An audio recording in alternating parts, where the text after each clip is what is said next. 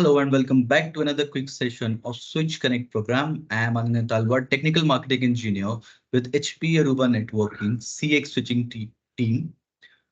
And today I am going to talk about how you can use various factors involved in your interconnects to choose the right transceivers for your deployment and how these factors will help you to make the smart decisions for your infrastructure.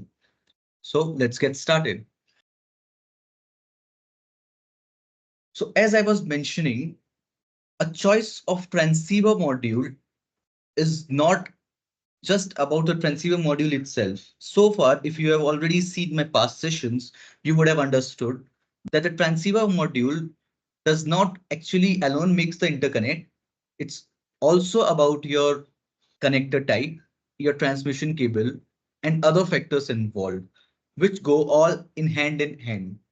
So when you are trying to deploy a transceiver or an interconnect to your network, you might want to consider these factors before moving ahead, which are the required link speed. Obviously, for what link speed are you looking the transmission for? The transmission distance, for how much distance you want to take this transmission forward. That's another key factor that drives the requirement of each transceiver module. Another one is fiber mode. This is a major one when you have a fiber infrastructure, that whether you have a single mode fiber or a multi-mode fiber. If it's a multi-mode fiber, again, a lot of things depend on what kind of fiber do you have on your infrastructure. If it's multi-mode, if it whether it's OM1, OM2, and so on. And finally, you want to consider the connector type you have on your deployment, or you might want to go forward with. These five factors, when combined together, will help you out to make the decision and choose the right transceiver module for various applications. Talking about various applications that you might have for your transceiver modules, here is a brief view which includes the application of various transceiver versus the distance standards that we currently offer for each speed. For instance, you can see we have switch to switch connection in stacking, or probably in campus environment, it's probably connecting the two switches between the floors and so on. In data center, similarly, we have very close proximity connection, such as top of the rack switch connection to the servers or your storage devices, or a switch to switch connection between intra rack top of the rack switches.